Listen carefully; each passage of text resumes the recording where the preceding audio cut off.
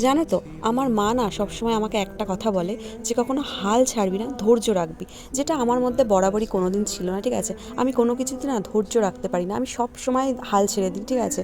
ধৈর্য রাখতে পারি না। হ্যাঁ, তবে আমার মধ্যে না একটা জেদ সব সময় কাজ করে। আমি যদি মনে করি না কোনো কিছু করব, তো সেটা আমি করেই ছাড়ি, ঠিক আছে। মানে যতক্ষণ আমি না করি ততক্ষণ আমার শান্তি হয় না।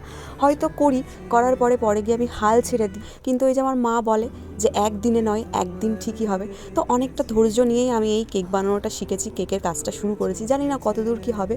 তবে কি জানো তো, এই ৮-৯ মাসে না আমাকে অনেক কিছু শিখিয়ে দিয়েছে। সবথেকে যেটা আমাকে শিখিয়েছে সেটা হলো ধৈর্য রাখা। হাল ছেড়ে দিই না। আর সবসময় ভাবি যে হবেই, আমার মায়ের কথাটা আমাকে রাখতেই হবে যে একদিনে নয়, একদিন ঠিকই হবে। তাই আর সবশেষে বড় মা মহাদেব তো আছেই, ঠিক আছে।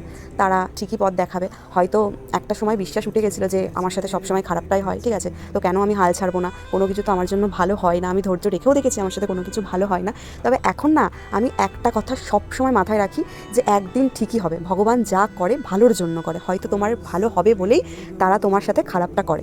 তো যাই হোক, জ্ঞান নয়, এটা আমি আমার ওপিনিয়ন শেয়ার করলাম। তো কেকটা কেমন হয়েছে জানিও সবাই।